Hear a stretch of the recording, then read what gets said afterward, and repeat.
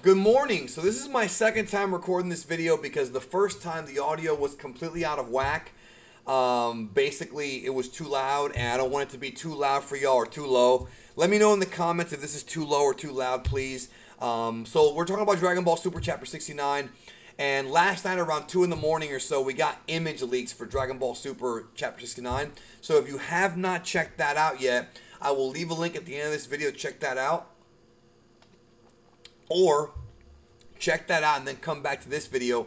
This is going to be the full summary, the entire manga chapter summary for Dragon Ball Super Manga Chapter 69. If you don't want to be spoiled, and you know what to do by now, right? I don't even know why you're here. But if you're okay with spoilers, we're going to talk about this a little bit.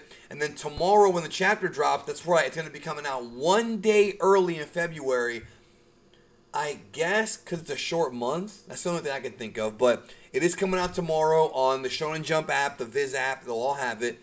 And then I'll have my review up, of course, tomorrow morning when it comes out.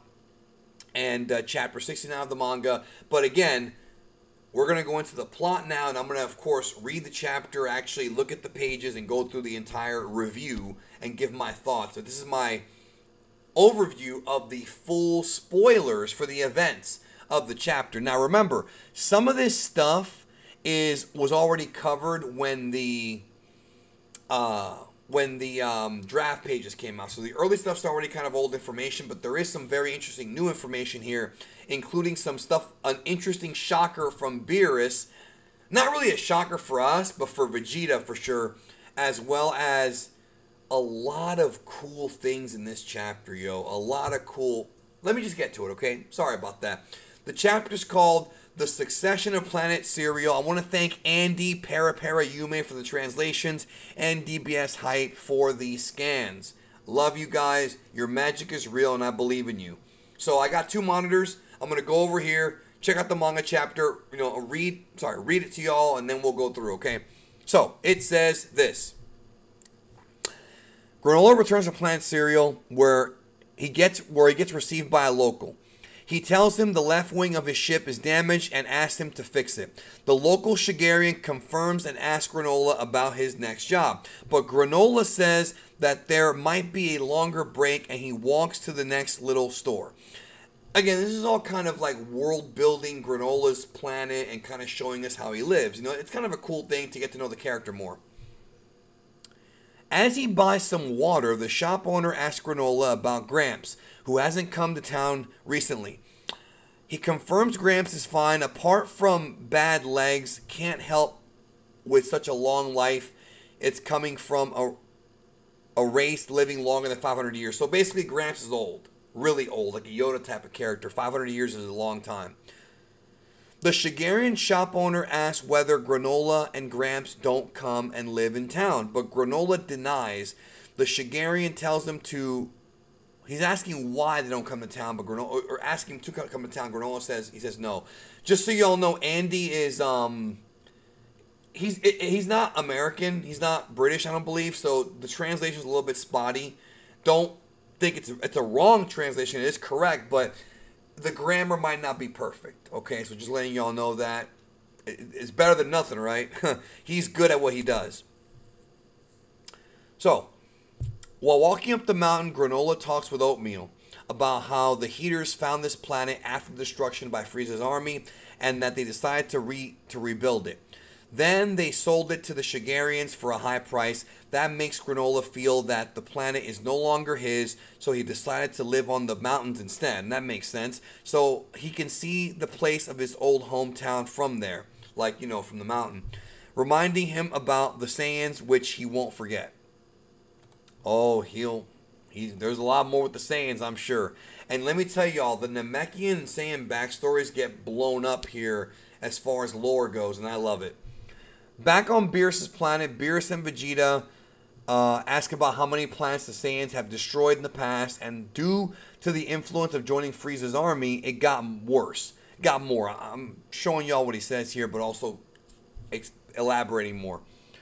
Asking about whether Vegeta blames the Saiyan sins on Frieza, which he doesn't. It was rather through King Vegeta's urge for getting authority, which led to the destruction of the Saiyans. So Vegeta's basically saying that his own dad was greedy, and that it led to their destruction, which is true. They weren't, the Saiyans were always savages, but they weren't planet-conquering savages till Frieza came along, but King Vegeta wanted more power, and thus he went along with it. It's his fault.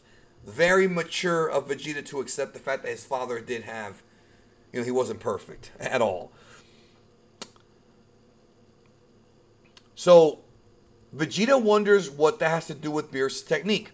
BEERUS says that there is a deep connection and fires a blast to a nearby planet which blows up, leading to the Oracle fish dropping out of his glass. Both the fish and Whis complain about BEERUS destroyed yet another decoration planet, I love that, which will soon be all gone if he continues on that pace.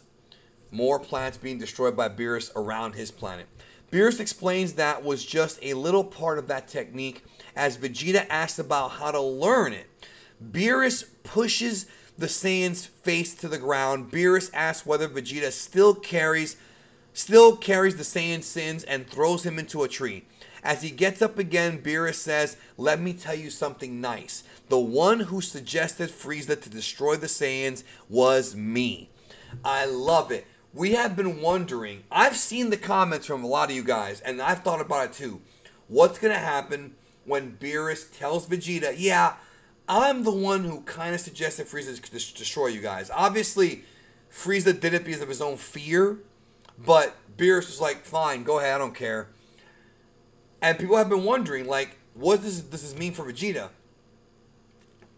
Is he going to get mad? Is he going to attack BEERUS? Not quite.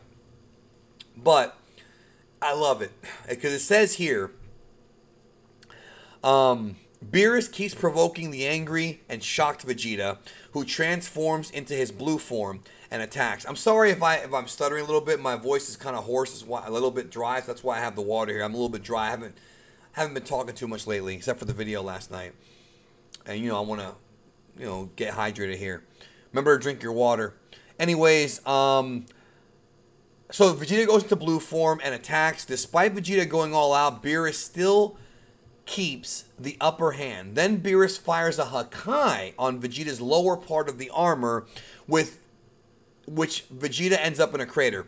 Goku remembers that technique, which he tried once but failed to do it. So Goku did try the Hakai in the manga against Goku Black, but he failed.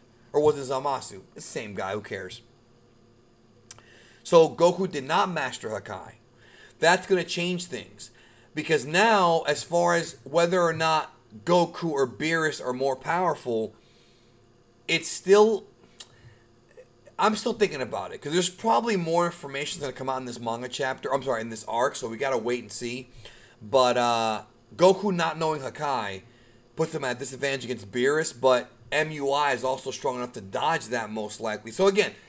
I'm going to think about it more. I'm going to wait till the end of this arc to really think about whether or not Goku has surpassed BEERUS, but it is tricky now. And I'm excited because I like finding out more about BEERUS. I want to know more about him. We don't know anything about him. I want to know more. So, Whis confirms that it is not easy. Talking about Hakai. BEERUS tells Vegeta that he thinks about nothing but destruction. So if Vegeta wants to learn it, he needs to get rid of the unnecessary thoughts. Before creation, there was destruction, he tells BEERUS, or BEERUS tells him. And that was one of the catchphrases that BEERUS used to promote Battle of Gods in the trailer.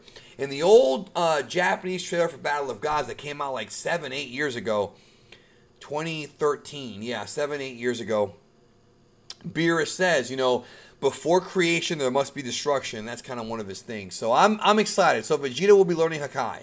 Very interesting. We're not done yet because we got more space adventures. Okay. Back at the Heater's place, they check the footage from 7-3 and see the past event when the Sagambo gang attacked Zuno's place before they got caught by the Galactic Patrol, who had BEERUS in charge.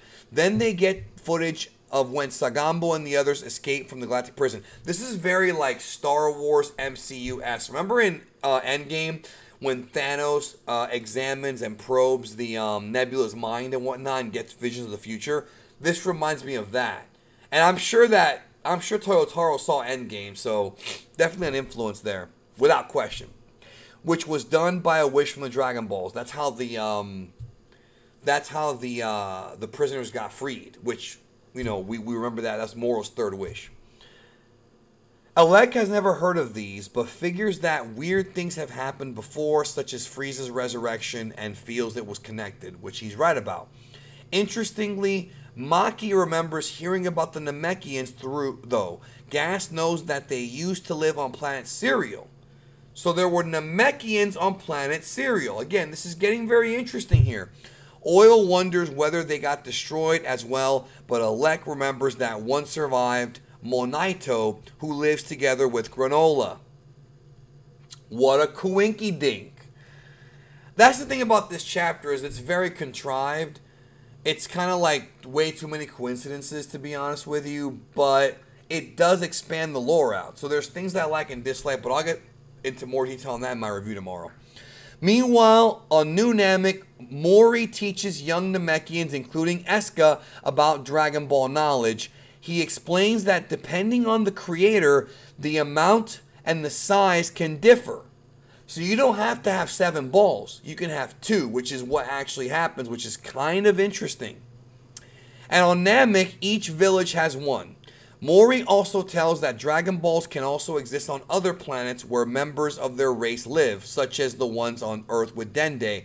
Of course, if you remember, the Earth Dragon Balls were created by Kami, aka the son of Katatsu, the nameless Namekian, many, many years ago, and then Dende took over as the god of Earth later on, the Cell Saga.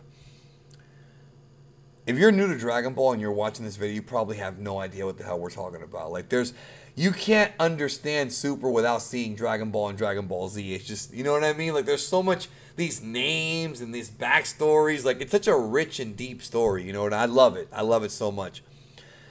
Asked about whether there are other planets with Dragon Balls, he is not really sure, but Mori knows that the Namekians originally came from another world to this universe, Universe 6 most likely. We don't know for sure, but it seems like to be the case, as he heard that some live on another place other than Namek.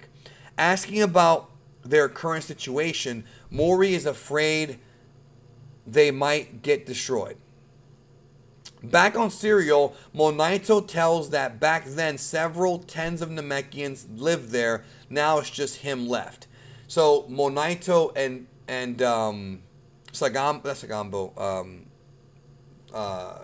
Granolah are talking right now. If he dies, the Dragon Balls will also disappear. So Monaito at some point created Dragon Balls for planet Serial. But there's only 2 of them, not 7. Very different. Granolah thinks about acting quickly and bringing the planet back to the state of 50 years ago. If he gets the balls, of course. But Monaito tells him not to forget about the nice Shigarians. He tells Granolah to forget about revenge and take some rest. With Monaito sleeping, Granolah watches Shigarian TV, which suddenly gets breaking news. A Shigarian found while looking for insects in the mountains the 2-star Dragon Ball. Again, what a coincidence. Very contrived. Which they cannot figure out what it is. Granolah immediately disguises himself, runs into town, and steals the ball from the Shigarian scientists, which took a break from investigating it. The police search for the thief, but Granolah is already out of town. So Granolah snatches the ball and dips. So now he has both Dragon Balls. There's 2 balls. 2 balls summon a dragon. Think about it. Think about that for a minute. Some sexual innuendo there. 2 balls and a dragon. Has to be done on purpose, yo. Toriyama and Toyotaro are sick like that. Mostly Toriyama. Oatmeal asks Granolah if it's really okay to ignore Monaito's orders, but Granolah tells him not to worry as he has an idea and asks Oatmeal to tell him the words Monaito told him to summon the dragon out of the 2 balls. And out of the 2 balls comes a dragon who tells that he can fulfill 1 wish within his limitations. Remember, 1 wish within his limitations. Oatmeal explains to Granolah that he can tell the wish in normal language. Granolah tells his wish, I want to be stronger than anyone. Make me the strongest warrior in the universe. And that is the cliffhanger for this manga chapter. So, here's the question. Does this dragon have the power to grant this wish? Or will the wish get declined and then Granolah ask him, can I go to Earth instead? Or no, Granolah could ask him, where are stronger Dragon Balls? And then he could find out about Namek and Earth. So that we might see that. That's possible. Or maybe this dragon will grant him that wish. And if so, if he does make Granolah the strongest warrior in the universe, does that mean he's stronger than just the mortals, like Goku and Vegeta? Or does that include BEERUS and Whis as well? I doubt it includes Whis, because he's an angel and they're kind of separate from everything. But will it include BEERUS? He said strongest warrior in the universe, not strongest god or mortal. He said warrior, at least based on this translation. So, will this wish get granted? And if not, will it eventually lead Granolah to finding Dragon Balls? We'll find out, although I am very curious about where this goes. I love it. I love this summary, and I love the lore. It's the lore that I'm into, and even though there's a lot of contrived writing, the lore is, I think, pretty cool. So there's pros and cons here. What do you think about this manga chapter summary? We'll have my review up tomorrow here on the channel when I get the full manga chapter, but I thank you once again for watching this video. And what do you think? If you like this video, check out these videos too as well. Well, no, it would be over here. Check out these videos as well, including my Goku cheats video from Valentine's Day, which is a funny ass video. Everybody loved that video. If you haven't seen it yet, check it out. Also, my video from last night about the actual visuals of this chapter. Thanks again. Have a great day, and we'll talk soon.